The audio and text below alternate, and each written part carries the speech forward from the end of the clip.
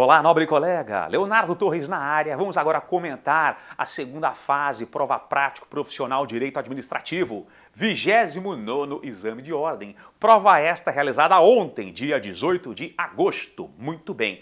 Peça processual, ação anulatória. Ação anulatória por quê? Porque o seu cliente, lá o servidor público, ele foi aposentado de forma ilegal. E diante de um ato ilegal, qual que é a forma adequada para extingui-lo? A anulação, que pode se dar ou pela própria administração pública, de ofício provocada, ou pelo Poder Judiciário, desde que provocado. E você sabe que, de acordo com o novo CPC, não temos mais rito ordinário, o rito sumário é um rito único. Uma ação comum. E normalmente se dá o nome da ação, o nome da pretensão. Pretensão, anulação, ação anulatória.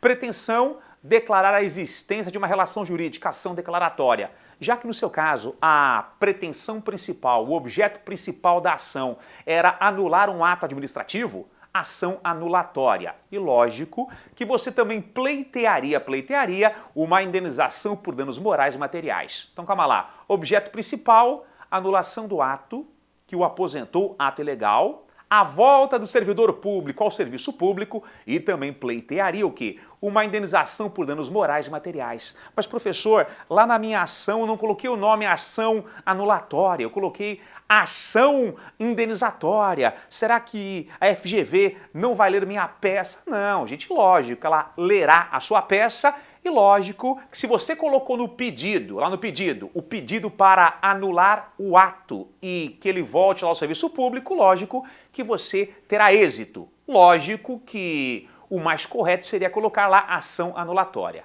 Beleza? Muito bem. Então é isso aí, gente. Alguns perguntam, professor, não caberia mandado de segurança? Não, por quê? Você sabe que o mandado de segurança, a própria lei do mandamos, a lei 12.016 de 2009, ela prevê que existe um prazo decadencial para que você possa impetrá-lo, 120 dias a contar da ciência do ato impugnado.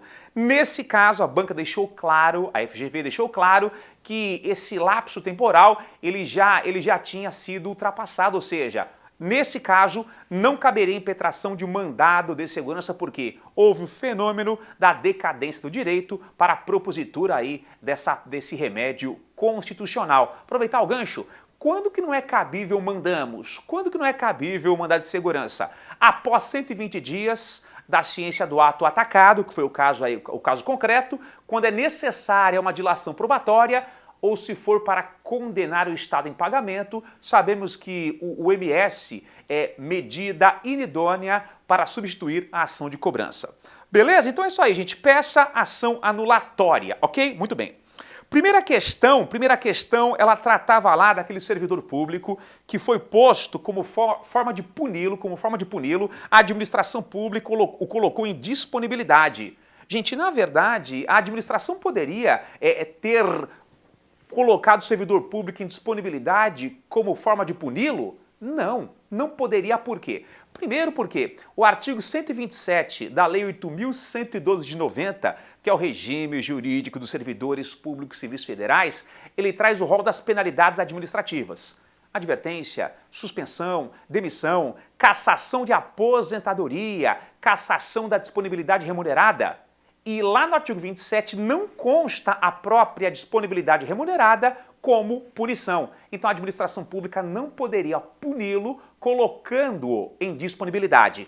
Quando que eu fico, teacher, em disponibilidade remunerada, por exemplo?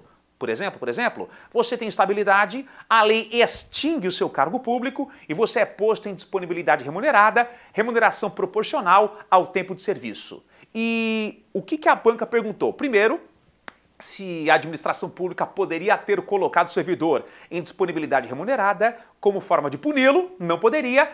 E segundo, perguntou se ali houve um desvio de finalidade. Lógico, latente, flagrante desvio de finalidade, por quê? A disponibilidade não se presta a punir o servidor. Flagrante desvio de finalidade. Muito bem. A segunda questãozinha dissertativa tratava lá da lei de improbidade administrativa. Foi um caso lá em que foi praticado um ato de improbidade administrativa que feriu os princípios da administração pública. E me parece, aliás, me parece não, de acordo com a questão, a primeira pergunta é a seguinte: se uma das sanções possíveis para o ímprobo, para o desonesto, seria possível a aplicação a ele a suspensão de direitos políticos por 8 anos. Não seria possível por quê, gente? Quando se fala de ato de improbidade que fere os princípios da administração pública, lá no artigo 11 da Lei de Improbidade Administrativa, Lei 84/29 de 92, dentre as várias penalidades, nós temos lá realmente a suspensão de direitos políticos. Só que quando é um ato de improbidade que fere os princípios da administração pública, suspensão de direitos políticos, ela varia de 3 a 5 anos. E naquele caso, houve uma fraude ao concurso público, ato de improbidade, artigo 11, que fere os princípios da administração pública. De acordo com o artigo 12 da Lei de Improbidade, uma das sanções possíveis seria a suspensão de direitos políticos de 3 a 5 anos e não aqui de 5 a 8 ou de 8 a 10. Não se esqueçam que se for um ato de improbidade que causa prejuízo ao erário, uma das sanções, suspensão de direitos políticos de 5 a 8 anos, e se for um ato de improbidade que gera enriquecimento ilícito, suspensão de direitos políticos de 8 a 10 anos. Só que nesse caso não seria possível. Uma outra pergunta é a seguinte: se no caso concreto houve o fenômeno da prescrição, se o Ministério Público ele teria proposto ação de improbidade no tempo hábil. Sim, ele poderia ter proposto ação e não houve lá o fenômeno, não ocorreu o fenômeno da prescrição. Por quê, gente? Porque o artigo 23, inciso 1 da Lei de Improbidade, prevê que no caso do ímprobo ser ocupante de mandato eletivo, o termo inicial do prazo prescricional é o fim do mandato e não a prática do ato. Então ali não ocorreu o fenômeno da prescrição. Muito bem, gente. A outra questão, ela tratava lá da licitação modalidade pregão, e uma microempresa participando da licitação, me parece que ela não apresentou lá, ela não cumpriu o requisito de regularidade fiscal lá na habilitação. E a banca perguntou o seguinte: já que essa microempresa que participava da licitação, já que ela não cumpriu o requisito de regularidade fiscal, será que ela poderia ser inabilitada imediatamente? Não. Por quê? Em se tratando de microempresa, temos uma lei que rege as MEs e as EPPs. ME, microempresa, e EPP, empresa de pequeno porte. É a Lei Complementar 123 de 2006. Lei Complementar 126 de 2003 é o Estatuto da EPP e da ME.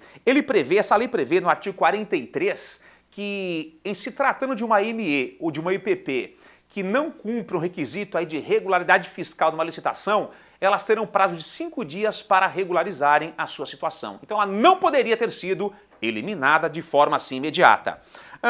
Outra pergunta foi a seguinte, que mesmo na existência de uma ata de preços, vigente, se a administração pública ela poderia realizar uma nova licitação. Não se esqueçam do que, gente? Que o sistema de registro de preços é um sistema que a administração pública utiliza e, para tanto, ela licita, onde você tem o preço registrado, lógico, você que apresenta o menor preço, tem o preço registrado numa ata de registro de preços, aquilo vale por 1 ano, e os demais órgãos da administração pública, eles podem contratar de você, que teve o preço registrado, eles podem contratar sem licitar. Só que interessante, o artigo 15, parágrafo 4º da Lei 8666 de 93, artigo 15, parágrafo 4º da Lei 8666 de 93, estabelece que a administração pública não é obrigada a contratar aquele que teve o preço registrado. Então, por mais que você tenha o preço registrado na ata de registro de preços, a administração pública não é obrigada a contratá-lo, ela pode sim realizar uma nova licitação. Só que, lógico, se nessa nova licitação o vencedor ele tem as mesmas condições que você, que tem o preço registrado na ata de preços, a administração deverá contratá-lo. Mas ela não é obrigada a contratá-lo, no primeiro momento ela pode sim realizar uma nova licitação. Beleza? Muito bem. A outra questão, a última questão, fala de consórcios públicos, Lei 11.107 de 2005, Lei 11.107 de 2005, ela pergunta o seguinte, se os entes consorciados eles podem ceder servidores Sim, gente, sim. O artigo 4º da lei que rege os consórcios públicos prevê que os entes consorciados, eles podem sim ceder servidores para aquele consórcio público. Legal. E a outra pergunta, o que ela perguntava? Se os entes consorciados, eles poderiam instituir servidões. Sim, gente, de acordo com o artigo 2º, parágrafo 2º da Lei 11.107 de 2005, aliás, os entes consorciados podem sim constituir servidões. Só para relembrar, gente, servidão administrativa é uma forma de intervenção na propriedade onde se impõem restrições quanto ao uso e recai numa propriedade específica, destinatário específico. E sim, a lei autoriza que os entes consorciados instituam servidões administrativas assim, tá? Artigo 2º, parágrafo 2º da Lei 11.107 de 2005, Lei de Consórcios Públicos. Beijo no coração, espero que você tenha logrado êxito em seu exame de ordem. Beleza? Um forte abraço e até mais, valeu!